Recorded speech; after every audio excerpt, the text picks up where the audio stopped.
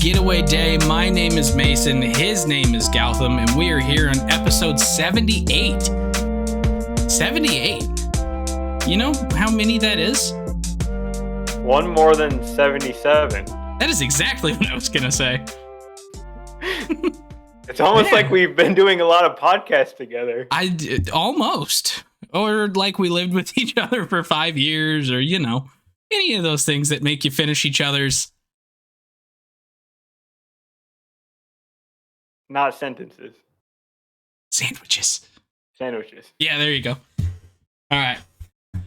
So we are here to talk about the 2022 Major League Baseball postseason division series tonight. So we talked about the wild card series last week. They have all happened. We did our kind of live watch along last night with the Padres and who's that other team that they played? Mets. No, they don't make the postseason. You've already forgotten about them. They don't make the postseason. They always met in like June. Yeah. Give me a real team. Too bad for the Mets. I know. I'm not going to talk about the Mets, but like they won 101 games and they're just out now. So yeah, I was actually kind of bummed about that. Like I don't know. I love this Padres team. This is kind of one of the times that I think I kind of wanted the Mets to win though. But yeah. Oh well. But yeah, so we're through the wild card series. The teams that have advanced are the San Diego Padres, unfortunately, the Philadelphia Phillies, the Cleveland Guardians, and the Seattle Mariners. So I have decided to wear my White Sox hat today as to show no bias because I have hats of 3 out of the 8 teams that are left. So I went with a team that was not in the playoffs.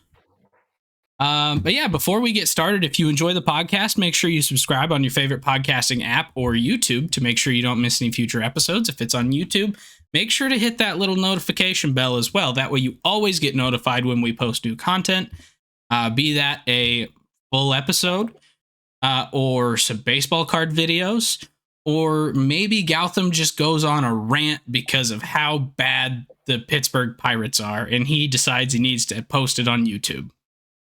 That'll probably happen at some point. Yeah, so make sure to hit the notification bell. That way you don't miss out on Gautam being angry. It's one of my favorite things. You can also make sure to let us know your thoughts through the YouTube comments, leaving a review on Apple Podcasts or Spotify, or reaching out to us on Facebook and Twitter or TikTok at Getaway Day Pod. I need to get back to doing some baseball card show and tells on TikTok because I've got a few new cards that are pretty freaking sweet. So, all right, I think that is all of the intro stuff. So what do you say we just dive right into it? Yes, let's do it. We had a great weekend of baseball, and we got 3 more rounds of it now. Oh, yeah. It'll be great. So we're finally back to what we're used to for the playoffs, which is a 5-game division series, followed by a 7-game championship series, followed by the 7-game World Series. So this is back to how we've always done the playoffs, going back to whenever they added the wild card back in, what was it? 2012? No, like the 80s or 90s when they actually added the wild card. Was it that long ago? Yeah, it was a while ago, I thought.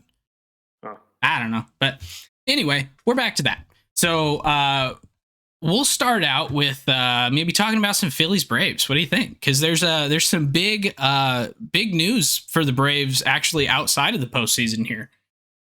So Spencer Strider this morning was announced to have been extended 6 years, $75 million with a $20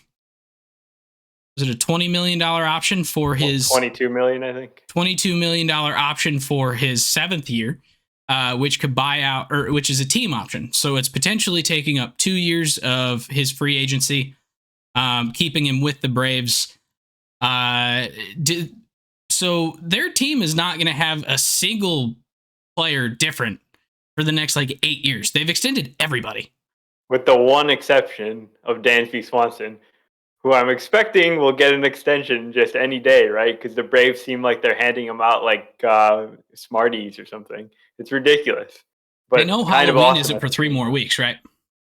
No, they don't know that. But how is Alex Anthopoulos or whoever works for him this good at negotiating these deals for players? Like, That is a fantastic question. because you don't usually see a whole bunch of teams giving out extensions mid-season, let alone extensions at all. And Or they've been able to do it for so many of these guys. yeah, and I think part of it is that they're doing it for a lot of these really really young guys that it's not really doing much other than buying out their pre-arb and arb in an extra year or two.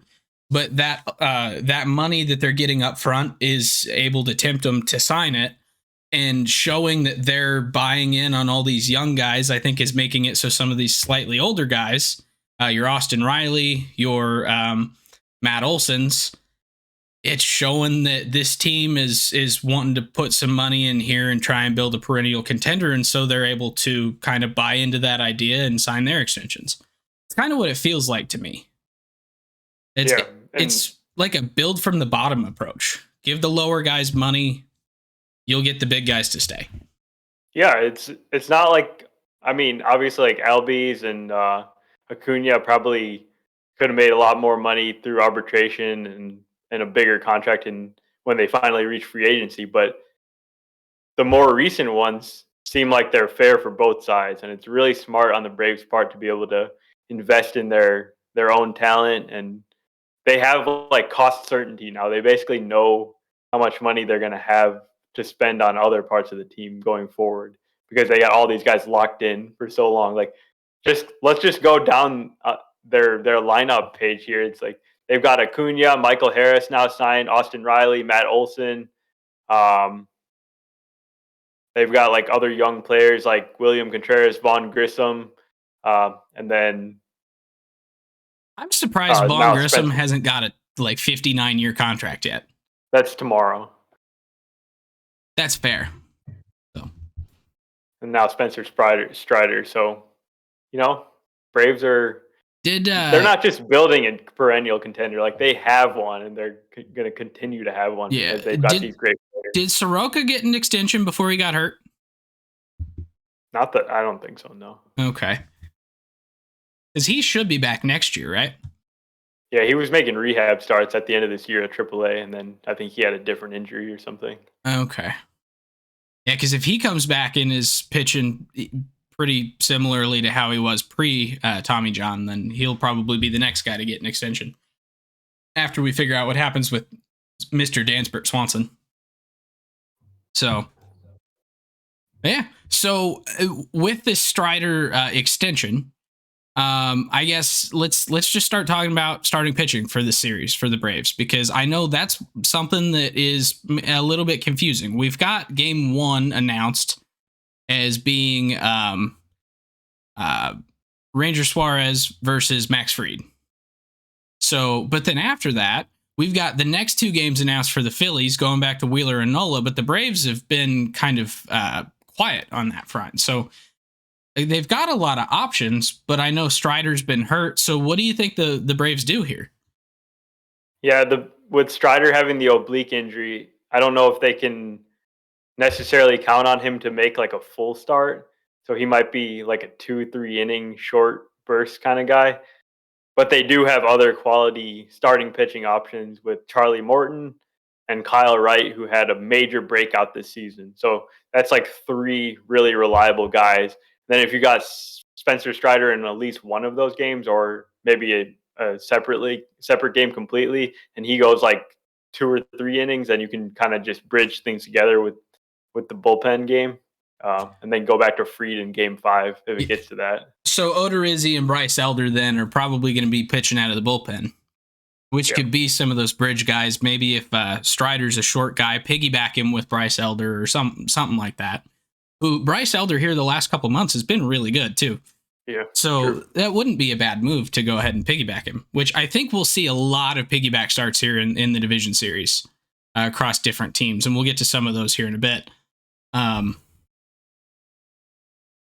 yeah, so I guess how would you stack up? Because I know we talked about the Phillies rotation and bullpen here in the division series preview, but how would you compare this Braves pitching staff to that Phillies pitching staff? Who kind of gets the leg up here in your opinion? I think I definitely would give the edge to the Braves, top to bottom. They have really quality starting pitchers with Fried, Morton, and Wright, and then Strider. Whatever you get from him is like going to be a big bonus. But if he pitches anything like how he pitched in his rookie year this year, he's ridiculously good. He's one of the best pitchers in the league, probably. He struck out 200 batters in 130 innings this year. It's nuts. And he set the single game record for the Braves for strikeouts, didn't he? Passing John Smoltz. Yeah, that's right. Yeah. How many was that? Like 16 or 17? 16? I think Smoltz had 15 and Strider had 16. So yeah, so he's a major strikeout guy, can be really valuable even in a short amount of innings pitched. And then the bullpen, it's really easy to give the edge to the Braves there because we don't necessarily trust any of the guys that the Phillies have. Like, they did end up pitching pretty well against the Cardinals, but who do you really trust other than Alvarado, maybe Robertson? Zach Eflin pitched in 2 of those games. I'm not going to lie. I'm not sure I would necessarily give props to the Phillies bullpen so much. Is just like that Cardinals team just couldn't time anything up at all. I think that was more of a them problem than props to the Phillies. Could be. Could be. Now, if they pitch well in this series, I am very willing to eat crow on that statement. But I'm kind of with you there. I don't really trust this bullpen like at all. And then on the Braves side, you've got a whole like lineup of really actually like battle tested guys that have a lot of playoff experience, and then just better pitchers in general. So you got Kenley Jansen, Raisel Iglesias. Since the trade to the Braves, he's been phenomenal. AJ Minter, Colin McHugh, Tyler Matzek, who was like kind of the hero last year as part of their bullpen that won the World Series. They could go on another run this year. Yeah. And they got Jesse Chavez back. That's huge. Huge. Absolutely huge. Sunglasses at night. What could be more important? Very little. Exactly. Nothing. So, also, they have a guy named Silvino Bracho. Oh, yeah. Is that a real name? It's a cool name. I'm legitimately squinting and getting really close to make sure I'm actually reading that right. No, you got it right. You read it perfectly. All right, then. Interesting. All right, so what would you say is maybe the Achilles heel of this Braves team? Because we're talking about how good this pitching staff is, and I think we all know how good their lineup can be. So, but this team is not bulletproof. Where do you see being maybe the rough spot for them? Because to me, I think I kind of see it in maybe the back end of that rotation. And it's not saying that any of those guys are bad by any means. It's just there's definitely a quality drop off there after Max Fried and the way Kyle Wright's been pitching down into your Charlie Morton, Bryce Elder, Jake Odorizzi, assuming that Strider is that we don't know where he's at with his oblique injury. So, but aren't those back end guys like pretty much equal to like other teams' back end guys? It's not like a huge difference. Yeah, but I guess my point is for this team on paper, that's still the weakest spot, in my opinion. Like I think their depth's really good there. That they have all those guys that are starters actually that you could theoretically start in a playoff game and you wouldn't be completely hosed. Yeah, but then they've also got that same similar type depth in their bench too for a lineup that's pretty stacked. You've then got William Contreras and Vaughn Grissom, Adrianza, Robbie Grossman, Heredia, but yeah, you asked a really tough question first. What's the weakness of the Braves? Well, we've been talking about the strengths. It's not like I could ask that again. No, I know, but it's so difficult. I'm just racking my brain. I can't find one. Yeah, that's exactly what I was going to say. I think the one spot in the lineup maybe could be second base. So like Vaughn Grissom was playing a little bit. He played really well when he initially got called up. Then he started struggling, and he sort of lost his job to Arcia. And but really, if you're like, you can't really be too worried about your 9 hitter. Other teams are batting like Martin Maldonado or like Austin Nola as their 9 hitter. Like, is really just picking nits, and I guess that's what we have to do here. Yeah. How do we take the And Braves down? it is Albies going to be back at some point? If He's not the going to be back in this series. But if they advance, will he be back in the championship He may be series? back, yeah. Okay. Oh, would you look at that? Huascar Ynoa's injured. Oh, he had Tommy John. That's awkward. I Ooh, was gonna make really awkward. a punch a wall joke. Moving on. um, but yeah, so this is a really, really good team. So in this series, going up against Suarez, Wheeler, Nola, like that's probably the best case scenario for the Phillies is being able to have those guys back up, not having to go to a third game against the Cardinals to burn Suarez. So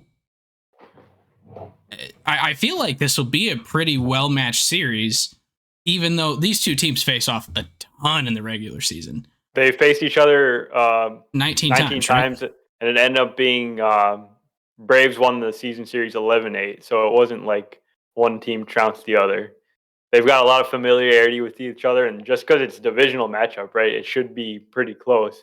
Even though on paper, right, we're basically giving the edge to the Braves in every single facet of pitching and hitting, depth, whatever. There's no way you can say the Phillies are like a better team on paper. Yeah, and then I mean, you look at the regular season standings, and while they were 11-8 in the season series against each other, Philly still finished 14 games back. So they play each other really close, but like Atlanta still proved themselves to be that better team with the other similar teams that they've played. But I don't know. So Atlanta clearly is the favorite in the series. I don't think there's any question about that, right?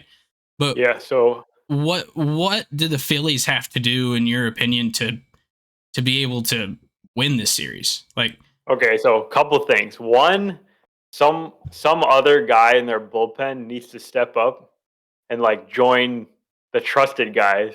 I don't know who that is exactly. Maybe it's Brad Hand. Maybe it's Andrew Bellotti. Maybe it's like the starters that are not starting the games, like Bailey Falter, Syndergaard, Kyle Gibson, giving them like a bunch of really quality innings. The other thing is they have to limit the Braves from hitting home runs because the Braves are really good at hitting home runs. That's why I think, were really successful last year.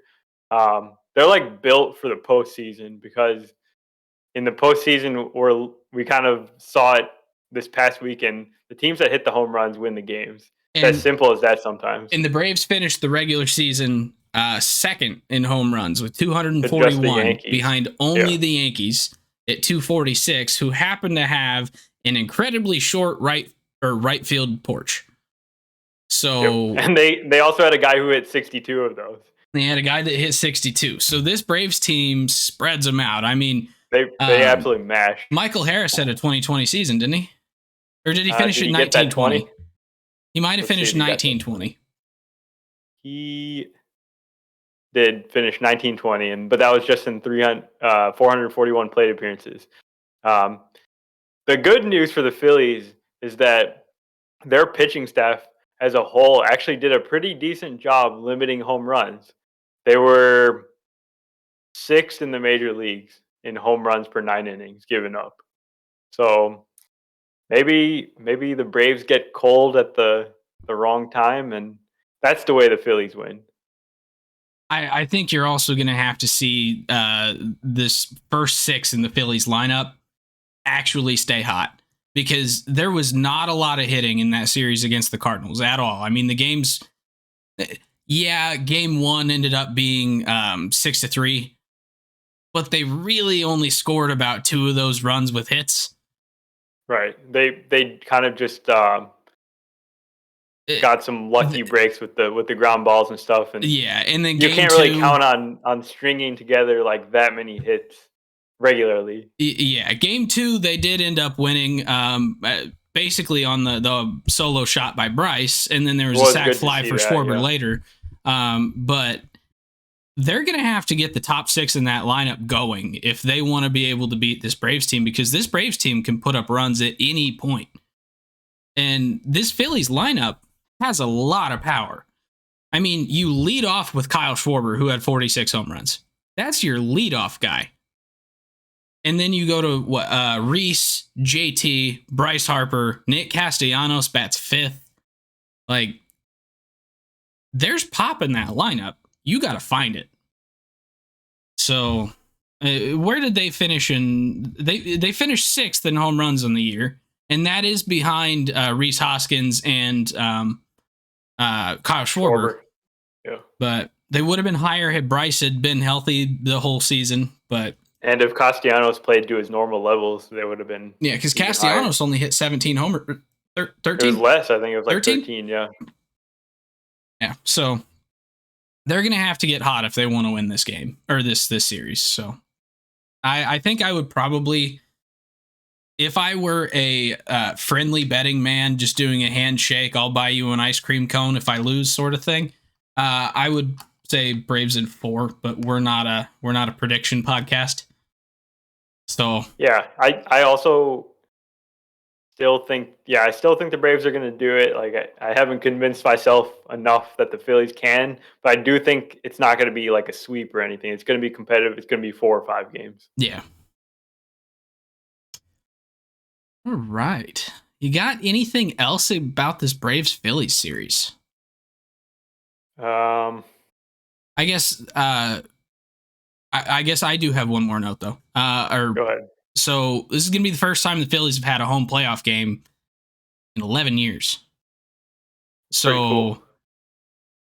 I'm kind of in with the Eagles also being kind of good right now. Sports fans are feeling great in Philly. I kind of expect that to be wild. That first game in Philly, which is what, game 3? Sure. Game 3. So make sure to watch game 3. You might see some crazy stuff on the TV. Who's to say?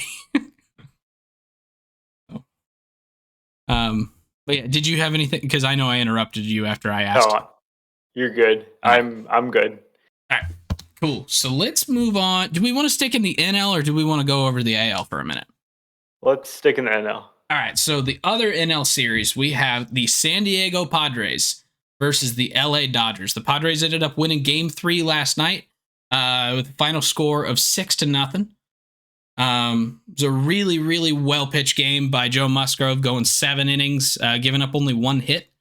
And then reliever guy number 1, and then Josh Hader. Was it Suarez? It was. Yep. Okay. I kept looking at Ranger Suarez's name up here, and I'm like, it wasn't a Suarez. That I'm just making that up. No, it was. Okay, cool. But yeah, so the Padres have moved on to the NLDS for the second time since 2020. They will be facing their division foe, and the LA Dodgers have gone ahead and announced the first 2 starters for the series, which will be Julio Urias and Clayton Kershaw.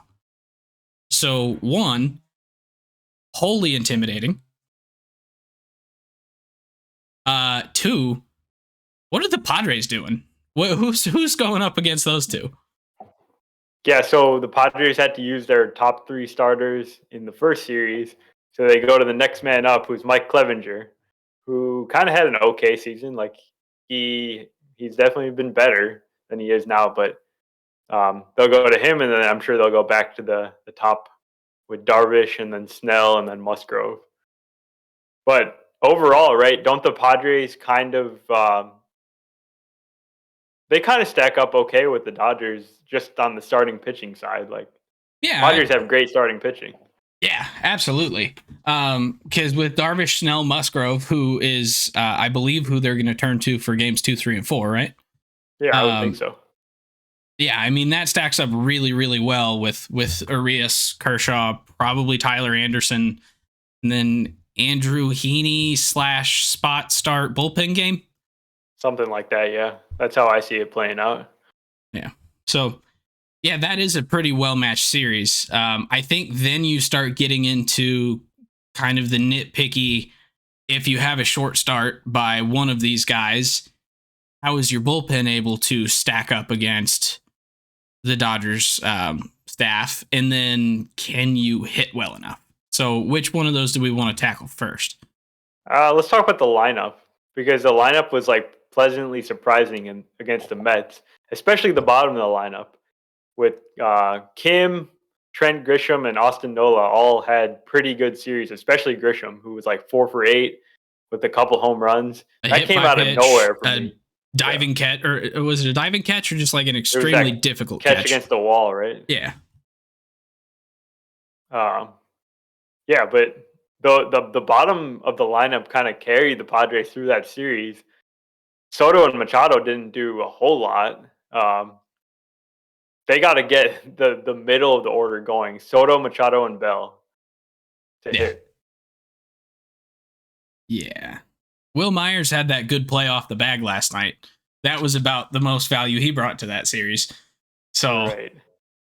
to be fair, that's probably the most valuable thing he's done for the Padres in the last like 5 years. But let's talk about someone else. But yeah, so the front end of this lineup is going to have to get going because Kim, Grisham, and Nola, while they carried them against the Mets, I don't think that that's going to be enough to match up against a lineup that reads on paper to be Mookie Betts, Trey Turner, Freddie Freeman, Will Smith, Max Muncy, Justin Turner, Gavin Lux, Chris Taylor, Cody Bellinger. Even when Cody Bellinger is probably the worst hitter out of I was the gonna say 18 how starters. the mighty have fallen from MVP candidate to defensive center fielder who bats ninth. Yeah. It's pretty crazy. Yeah. But the point stands though that Kim Grisham and Nola are not going to be enough to outslug a team that's got a leadoff hitter who had 35 home runs, an MVP first baseman, a potential MVP of the future shortstop in Trey Turner. I mean, the dude's basically a five-tool guy, and he's done it all this year. Max Muncy, the second half of the season, started finally figuring out how to hit again. So this is a dangerous, dangerous lineup. And I mean, they won 110 games. So we all kind of knew that coming into this. There's a great quote from Freddie Freeman today about the Padres, which I'll read now. Freddie said, "They're hot, and we've been hot for 7 months," which kind of sums everything up. Yep. So I guess the big question then is the Padres are hot right now. You've said it multiple times here, and you're 100% right that the most important thing about the play or about playing in the playoffs is playing while you're hot. Because a team that's hot can beat anybody. Is this Dodgers team going to be able to continue to sustain it for an 8th month? I don't see why not. Like I can't bet against them, Yeah. but at the same time, like if you're the Padres, how do you beat them? I think that's the question. Well, and they've now had 4 days off. How is that going to affect the hitters? I'm glad you brought that up. I don't think it's going to have any impact. So I was actually looking at how teams have done when they have like multiple days off before the postseason, and they actually usually win. They have a very strong like winning percentage with the teams that get more rest. So the rest versus rust thing, it's kind of like It's a moot point. yeah, it's like there's not strong evidence that teams get rusty after they don't play baseball for 4 or 5 days. That's never been a thing. That's fair. And I mean, they likely are getting simulated games and live BP and stuff. So it's not like the end of the world, but I do think that there's probably some difference between seeing like actual competitive pitching. If anything, the difference is that they'll be better because they'll be more rested, in my opinion. Yeah. It's just one of those that I always wonder because it's like Everyone wonders. There's a fine line between amount of rest and amount of time since seeing competitive throws. Because like there's a reason that everyone's slow in spring training. Like they all work out on their own in the off season, and then man, and it takes time. So like, where's the line of now it's too long? I think it's longer than 5 days. All right. So let's see. So we've talked about the lineup. We've talked about how the starting pitching stacks up. What about the bullpens now? Because I feel like we're going to have to close some games out here because this is going to be a competitive series. These teams, just like the Phillies and the Braves, they saw each other 19 times this season. I believe and the Dodgers absolutely killed them. Yep. So it was not competitive. Yeah. So I would anticipate that we're going to see some relievers in this series. Which team we see the relievers for? Who's to say? Maybe the Padres have 3 complete games by the starters. Could happen. But how do you like the bullpen stacking up against each other? Okay, so I'll start with the Padres bullpen. They've got some pretty good guys, as we saw in this past series. Josh Hader seems like he's back to himself. Robert Suarez looks really good. Luis Garcia, another hard thrower. I think it's a solid bullpen. Like it's got enough guys that they can rely on. They'll be fine. All right. So then, yeah, I mean, I don't really have a whole lot to add on the bullpen here, but then you look over at the Dodgers side, and I do know a couple of these guys. Like Brewstar has just throws absolute gas. Evan Phillips has been a pretty big part of the bullpen here the last couple months.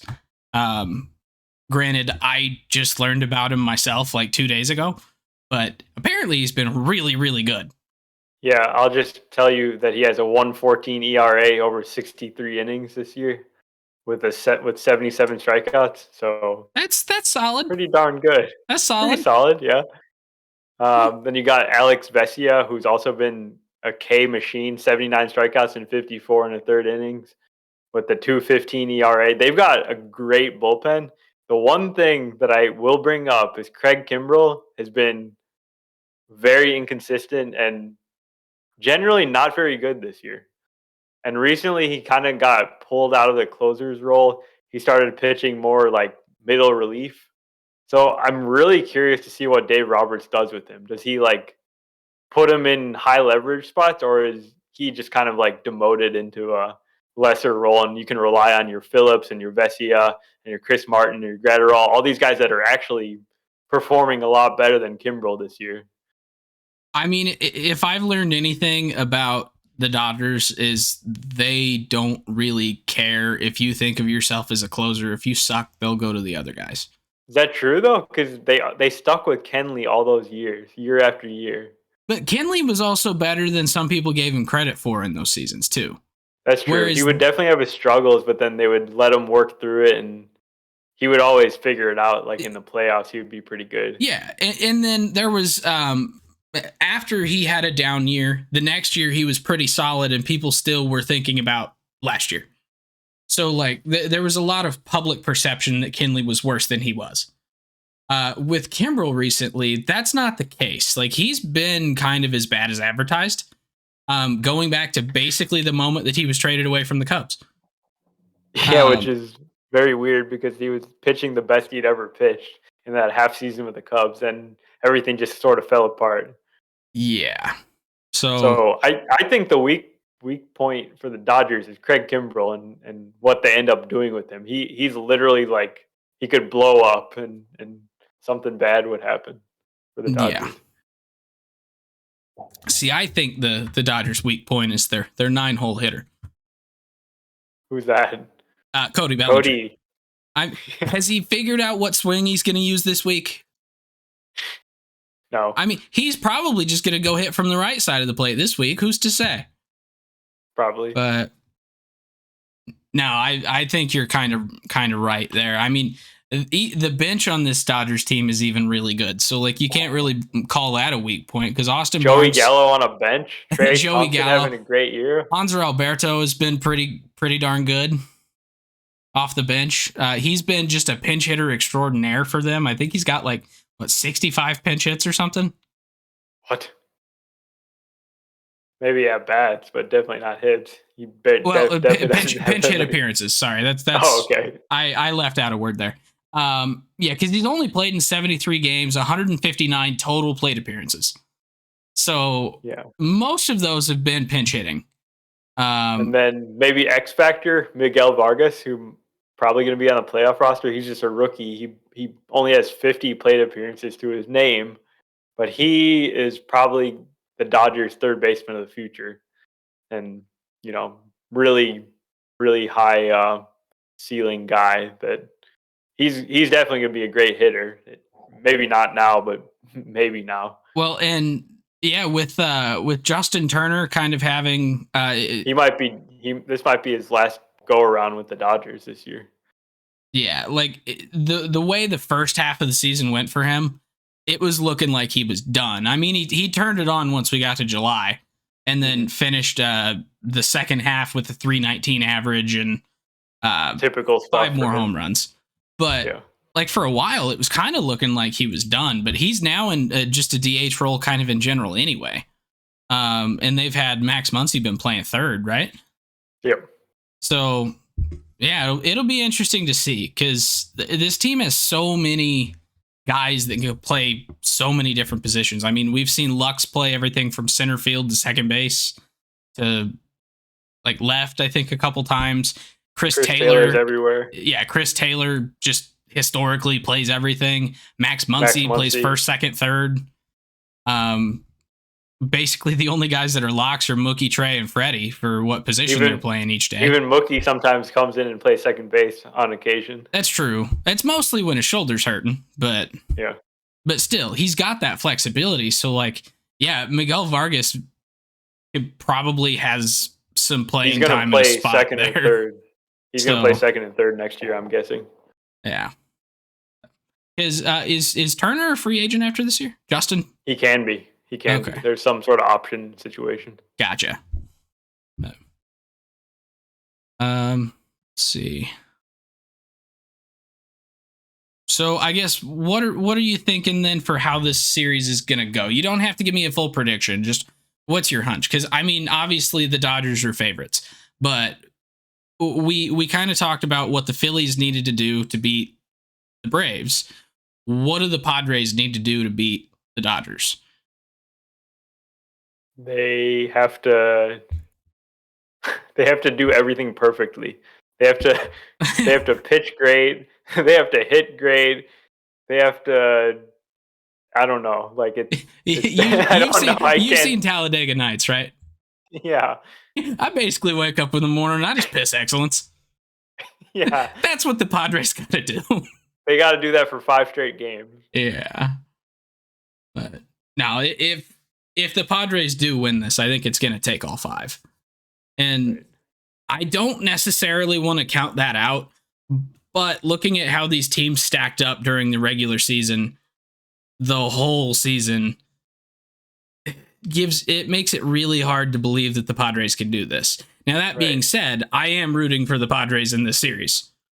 Yeah, and with that being said, everything that happened to this point, regular season, whatever, it's completely different now, right? We just saw it, how these things played out in these short series over the weekend. The Padres could easily sweep this series just randomly. I mean, it's probably not going to happen, but it could happen. Yeah, it will require either Soto, Machado, or Bell, or both, or any of multiple of those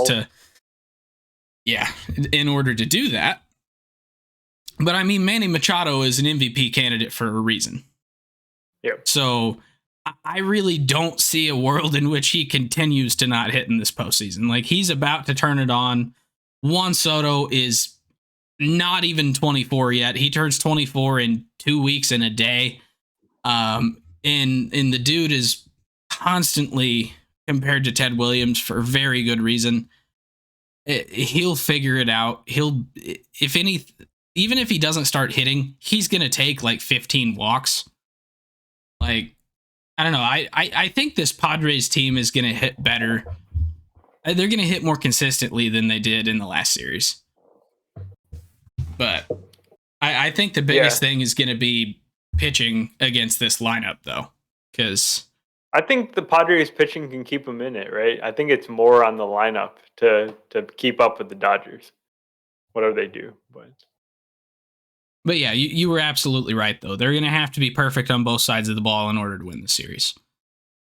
Because this is probably the most juggernaut Dodgers team that we've ever seen. Which is saying a lot. Yeah. But it's also the highest winning Dodgers team that we've ever seen. So, kind of, yeah. This team is terrifying.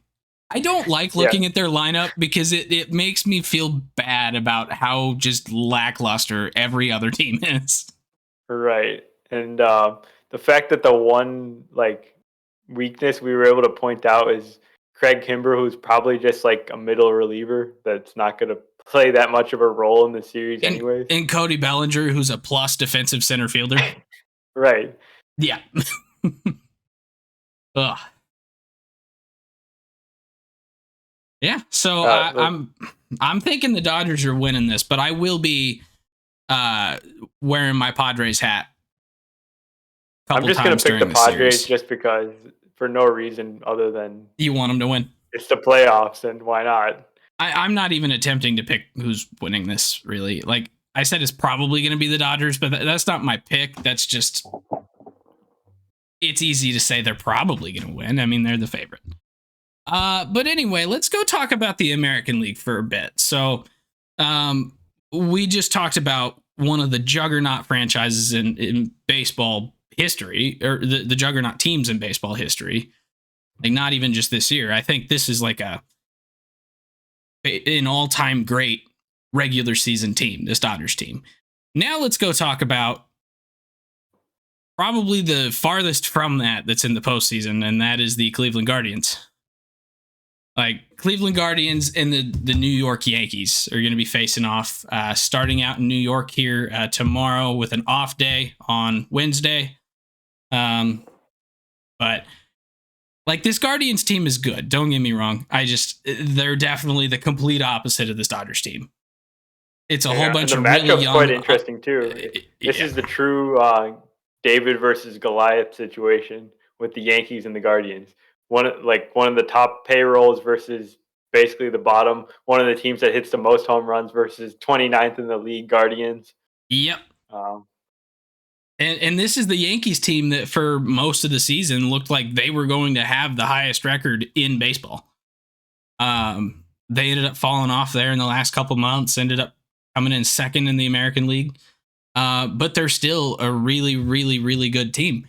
And I guess we'll start with the matchups we're going to see. But so game one, we've got Garrett Cole versus Cal Quantrill.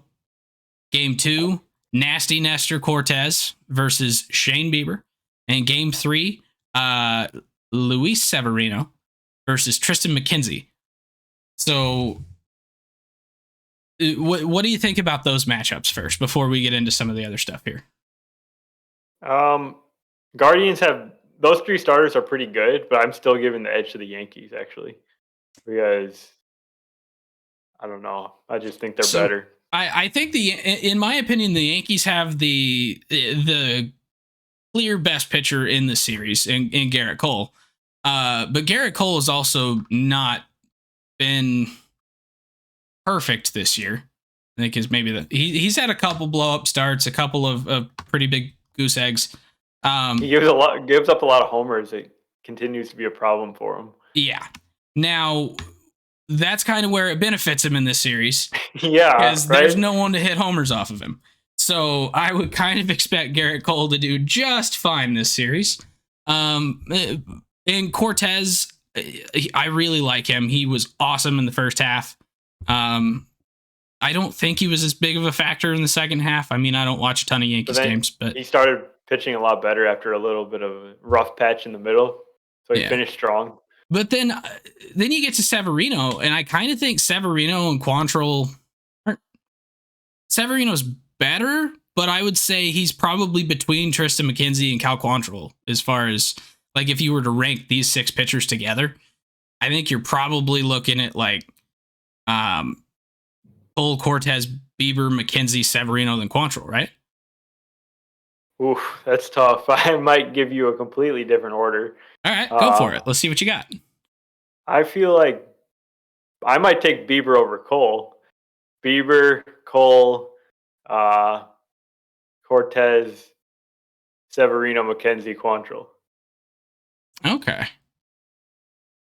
Interesting. So maybe it's pretty evenly matched for these 3 guys. Yeah, because I mean that was kind of my point. Is like the Guardians, their pitching is always really good. I mean, even when Shane Bieber had kind of an off season last year, like he was still a really good pitcher. And this year, he's kind of found his. He was a Cy Young, wasn't he? In 2020, yeah. Yeah, he's kind of found that form back. Maybe not to the same level. He's not the same, but he's but really, he's really good. Yeah, he's a lot closer to that than what he was last year. But yeah, so I don't think the pitching is where this series is really gonna go one way or the other. I think that as far as starters are concerned, it's a pretty good matchup. I think your problem, or not your problem, but your difference lies in lineup construction for me. Because I mean, you've got a Yankees team that is kind of built to hit a lot of homers, and they did it by hitting 246 of them in the regular season, 180 of those by guys not named Aaron Judge. So Anthony Rizzo, Giancarlo Stanton, when he's healthy, hits a pretty solid number of home runs. I think he was around 30 this year. Donaldson is always a power threat still. And then you've got some of these young guys. Your Oswaldo Cabrera, your Oswald Peraza, that I think they've got power potential, but they've not really been up long enough to see it. And then you start getting more of those kind of back into the lineup guys, your Harrison Baders, Isaiah Kiner Falafas, Jose Trevino's, that you're not really worried about power. But then you look at the Guardians side, and they do not have any power in their lineup other than J-Ram. I think you got, 20 home runs from Naylor, 17 from Quan, 29-ish from J-Ram, and then that was kind of it for home runs for the Guardians this year. So, yep. And Yankees overall this season were pretty good at limiting home runs despite their ballpark. Just .97 per 9 innings, which is seventh in the major leagues, best. So it's a really tough matchup for the Guardians on the batting side. It's not like, I mean, the Rays are pretty good at pitching team too, but I think the Yankees are even better. So it's not going to be. They struggled against the Rays. They scored 3 runs in the series in 2 games, and those were both on home runs actually. Well, and it was almost 3 games if you consider how many innings they had to play. Right.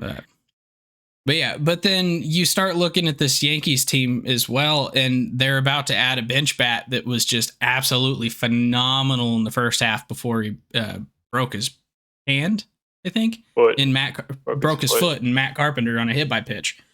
So he'll be back on the bench, potentially working in as a DH for a game, maybe. But if he gets back to that start that he had, or gets back kind of right in the swing of things where he was in the first half, like now you've got power off the bench too. So it's going to be a tough test for the Guardians, like especially with 3 games being at Yankee Stadium. A lot of lefties on that Yankees team. I say a lot of guys with power to right field, maybe is the way to say that. So I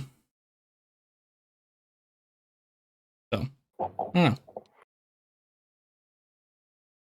But so where is maybe the in your opinion with this Yankees team, where is their Achilles heel? Because to me, they've got one, and I think this is maybe the team with the biggest Achilles heel in the postseason, or out of the four teams that had the buys in the postseason. This seems to be the Yeah, most flawed to me. the Yankees bullpen is very questionable at this point because of how many injuries they have. Um, we were just looking before we started. Zach Britton, Chad Green, Michael King, all out for the season. Ron Marinaccio is not going to pitch in this series. Wandy Peralta is injured. Um, Aroldis Chapman didn't make the roster because he didn't attend a workout. So they're left with a bunch of really, you know, more like middle reliever type guys, um, rather than like proven veteran pitchers.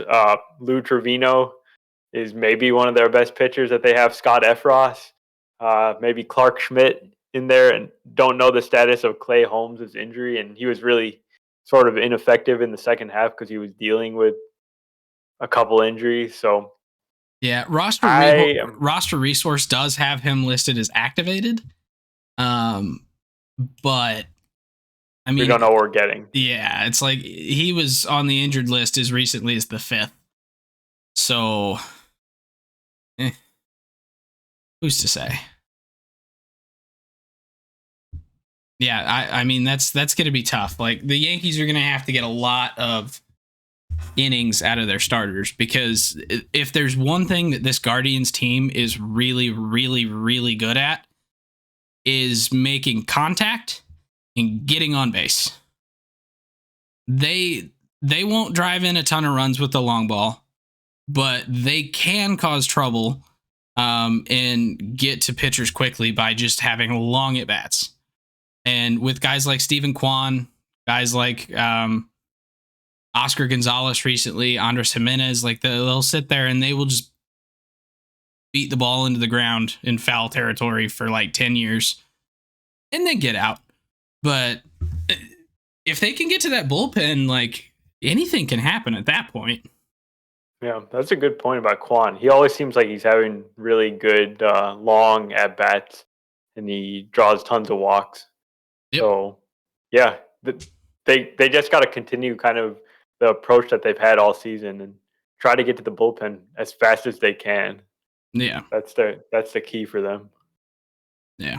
And pitch around J Ram. If I'm the Yankees, I'm pitching around J Ram. He's the only source of power that they got. And even if he's on base, like I would rather test some of the other guys. And J Ram is not going to strike out either. He walks more than he strikes out. So he's one of those guys that I would almost just unintentionally unintentionally walk him.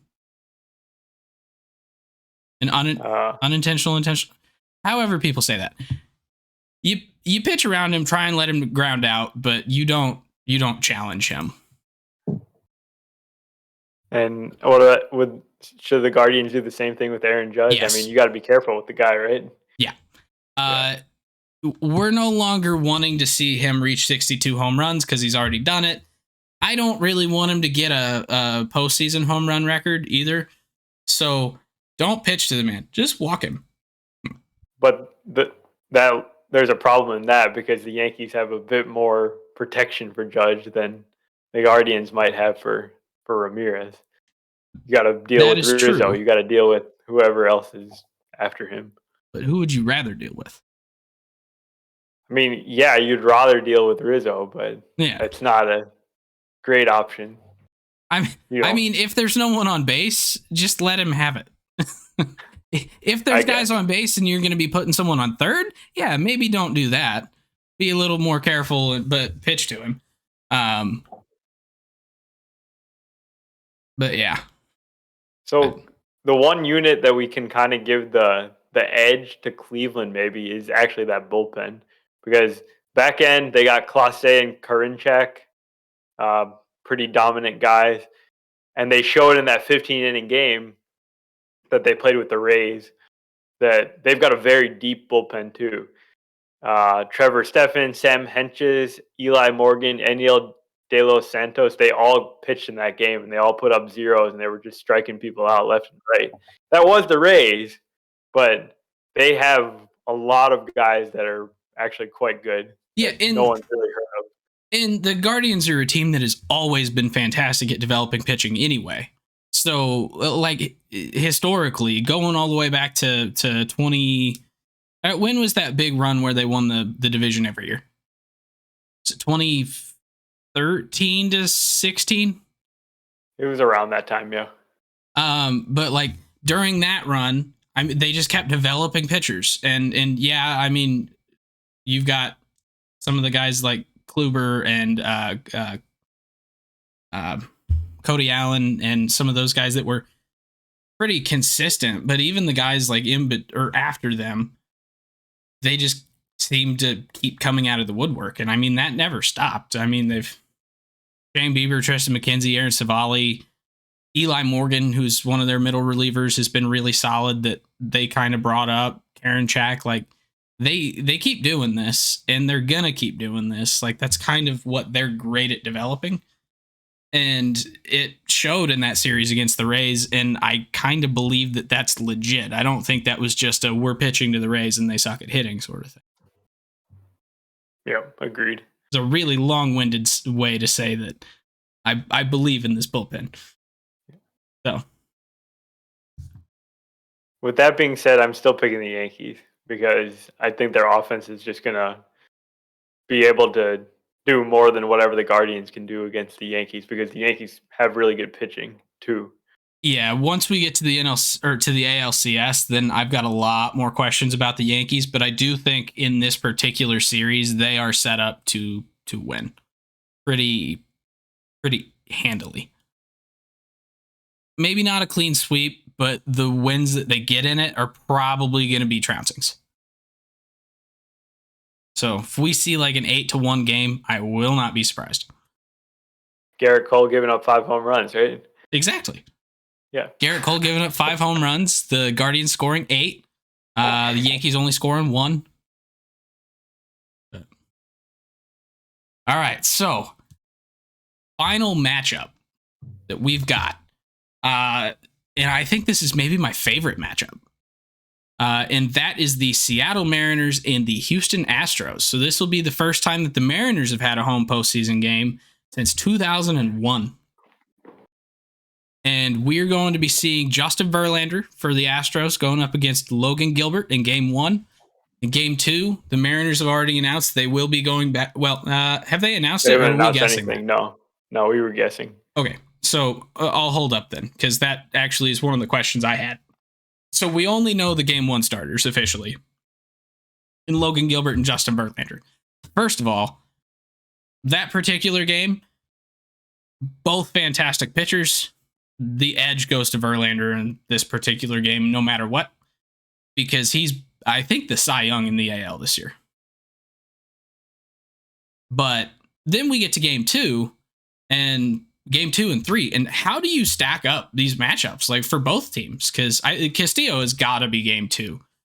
Yeah, Castillo is definitely Game 2. And I think you might give the Mariners the edge in that game, no matter who the Astros pitch. But the thing about the Astros is they have so many choices. They could go with Framber Valdez.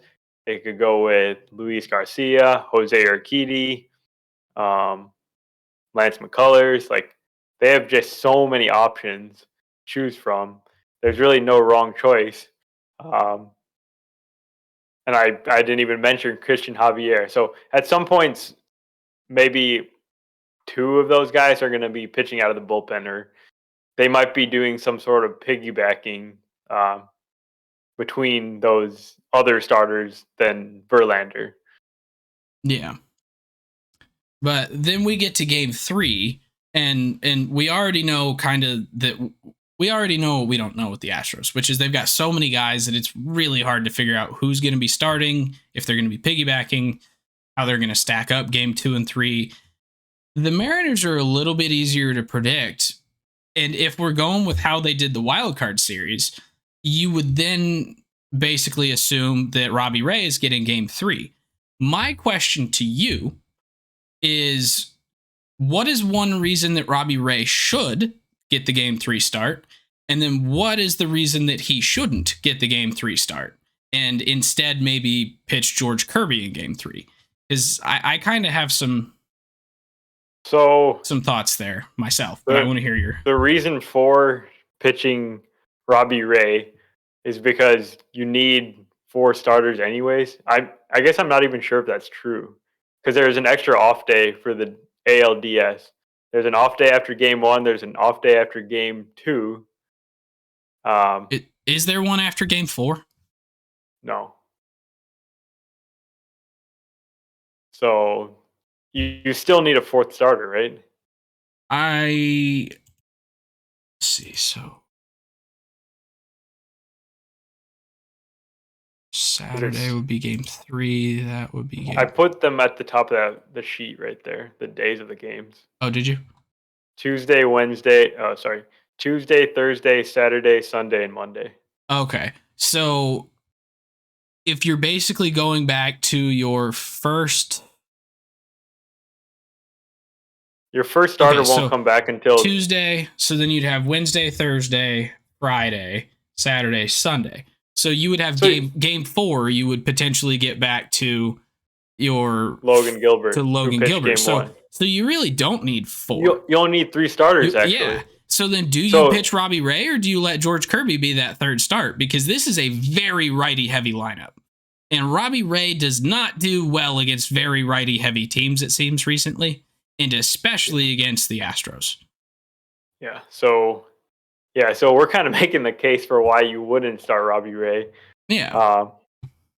The only thing I can think of is that they like George Kirby as part of the bullpen because he did finish that game 2 off, pitched the 9th inning of that game. I don't know, though. Yeah, but for me, I would almost look at it as this is a really stout bullpen anyway. I mean, we talked about that in the wild card series. Like maybe the best bullpen in the playoffs. Without George Kirby, this bullpen is phenomenal.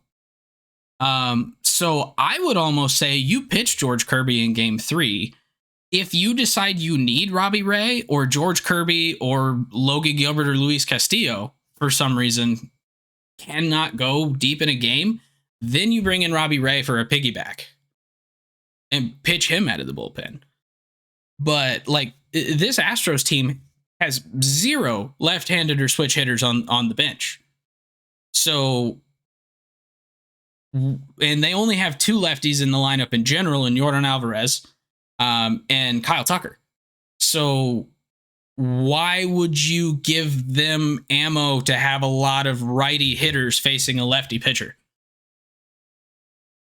Yeah, everything you're saying makes a lot of sense. And coming off that really rough start, too, against the Blue Jays, like, he's not exactly hot right now.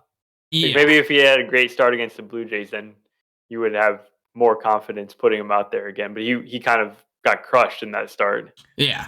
And so for me, like, I don't really have a very good reason for why he should pitch in this series. Which I know was part of my question, is why should he start, but it was more so I could get the other side. Yeah. It'll be interesting to see what they do, and maybe it has something to do with how those first 2 games actually go. Yeah, because potentially, and I don't know why this would be a very good reason, but let's just say the Mariners win games 1 and 2 on Tuesday and Thursday. So then on Saturday, then you have a 2-game lead. Maybe at that point you do pitch Robbie Ray in game 3 and George Kirby out of the bullpen, or save Kirby for Sunday. I don't know why you would do that, because I feel like you would almost want to rest Kirby for the championship series. But you got a chance to like advance. I feel like you got to go aggressive and just kind of go for the kill. Start your best guy. So we're still not making a good case for Robbie Ray. No, not at all. Literally the only thing I could think of is if they're far enough ahead that they're like, it's going to be really hard for us to lose this series. Not impossible, because I mean, it's the Astros. They could very easily come back from a 0-2 deficit in the series if they even got that far down. But it would be how you're trying to stack up your rotation for the championship series against the Guardians or the Yankees.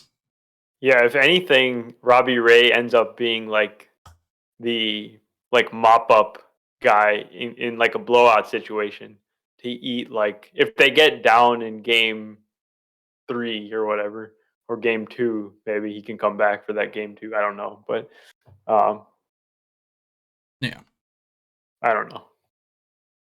So yeah, that's kind of where I'm at. But so I guess I kind of want to do this Astros one a little different than how we've done some of the others. So do you have a particular X factor player or a player that you think is going to could play just a really big role in the series for either team? Maybe one that's not as expected. Because I mean, you would assume that Jordan Alvarez, Jose Altuve, Julio Rodriguez, those are the guys that you seem like, or you could assume. But like for me, I'm sitting here looking at Hunter Brown in the bullpen for the Astros, and he has made some starts for the Astros this season. He's kind of their 7th starter, but 6 is already kind of more than you need. So he's in the bullpen right now, but he has been fantastic so far in his career with a .89 ERA and 20 and a third innings. He's started twice. He sports a K percentage up at 27.5. His FIP is really pretty good. Not quite as low as his .89 ERA, but it's still 1.98. So like I kind of see Hunter Brown being like that guy that they need some innings. We're going to our bullpen. We've got maybe 2 innings to cover before we get to the closer. Kind of seems like Hunter Brown might be that guy. Yeah, I mean, that would be interesting if that happened. But at the same time, they, like you mentioned, they've got 6 starters ahead of him. Plus, we haven't mentioned their regular bullpen guys who are pretty good themselves, like Ryan Presley, Rafael Montero, Ryan Stanek. They're all having pretty good seasons themselves. And we were singing the praises of the Dodgers, like pitching and everything, but the Astros are really number one in Yeah. allowing the least runs this entire season. So that's their major strength, pitching in general, and just the depth. And it's going to be such a big deal, I think, in these playoffs with fewer off days than postseasons past. You need extra starters. You need as many relievers as are useful and that you can, you know, deploy for these games. So yeah, but I like that call. Like that'd be cool if Hunter Brown played a role, but I feel like he's just buried on this roster. That's true, but he started getting more looks there at the end of the season, and he had just been so good for Dusty that it's like, He got a couple of starts when Verlander was on the injured list, and then yeah, it's that like was basically he's it. kind of earned a shot, in my opinion. Like, yes, these other guys have been really, really good, but I kind of want to see him get a shot. I think he could be that next big deal for them. Because He probably will be like a beast starting pitcher next year. yeah, because in that what was it, 2017 when Lance McCullers ended up kind of breaking out there in the postseason. Like Yeah. it kind of feels to me like Hunter Brown might be in that situation. Like if someone goes down, he's the next guy up. And so if he gets that opportunity, I'm really excited to see what he can do. All right. So you picked a guy on the Astros. I'll pick someone on the Mariners. I'm gonna go with. If you pick Matthew Boyd, I will drive over there and I will. Should I just make a crazy call here As and long as it's pick not Matthew Boyd. and, and pick Jared Kelnick to do something? I would not pick Jared Kelnick to like Come on. even make a sandwich. Oh, that was rough. I Um, I Come love the on, you dude, said but X Factor. Like no one's gonna see that coming if it happens. that's true. That is true. So like anyone else I pick in the lineup, it's not that crazy. Like Cal Raleigh was great in the previous series. I think he's kind of on people's radar now. Um, Mitch Haniger's been pretty quiet so far, and he didn't play so well near the end of the season. So maybe he gets it going because he's kind of key to this lineup. Because the bottom of the Mariners lineup is Kelnick, Adam Frazier, and J.P. Crawford. None of those guys are exactly, you know, all-stars or anything. You take The that good thing back. about Adam Frazier has an all-star appearance. Oh, yeah, you're right. Uh, Adam Frazier and Crawford at least make some contact, so maybe those are like pretty solid guys to have at the bottom of the lineup. But to keep up with the Astros, you gotta hit. But can I talk about the Astros' weakness though? Do it. The Astros' weakness is the bottom of their lineup. It's not as good as it's been in years past. Once you get past the Altuve, Pena, Alvarez, Bregman, Tucker part, then you got 38-year-old Yuli Gurriel, who's not having a good year at all. Trey Mancini, who's been pretty brutal since the trade. Chaz McCormick, just more of a defense first guy, and then Maldonado, of course. They completely punt on catcher, as always. I see your Astros weakness, and I'm going to raise you the bench. The bench is no good. The bench That's is why they're no on the good. bench. Yeah. Well, that's why they're on the bench. But whenever Yuli Gurriel, Chas McCormick, Martin Maldonado, when they're starters, because your bench is worse, like we're talking Christian Vasquez, who is admittedly not terrible. Like He's a decent hitter for a catcher. I think they just like Maldonado's defense so much. Yeah, that's exactly what it is. But he's really like the only solid piece of this bench. Because then you get Aledmus Diaz, who has he's been okay. Then Mauricio Dubon, David Hensley, and Jake Myers. You're telling me there's no one better in AAA? Yeah, this seems like the one that does really seem like the weakness. The Astros, like, they have not that much hitting depth somehow, because this feels like the second year in a row where they haven't had a good bench at all, and they don't even use their bench. Well, and it's the same bench they had last year, with the exception of Hensley and Dubon. Well, and Vasquez, but like Aledmus Diaz and Jake Myers and Chas McCormick were the bench last year, because Miles Straw was their starting center fielder. But he got traded last year, though. Well, he got traded midseason. Why did I think he was on the postseason roster? All right, then. Well, and Jason Castro is still on the team, but he's injured, as is Michael Brantley. And that's kind of your that's kind of your bench right there. Like, the decent guys on the bench, not that Jason Castro is a good hitter by any means, but they're on the IL, and they're not going to be coming back for the postseason. And so that's why you've got Dubon, David Hensley, Jake Myers, but it's not really giving you a whole lot of options for pinch hitting situations. I guess you could make the argument that it would be a good defensive switch, but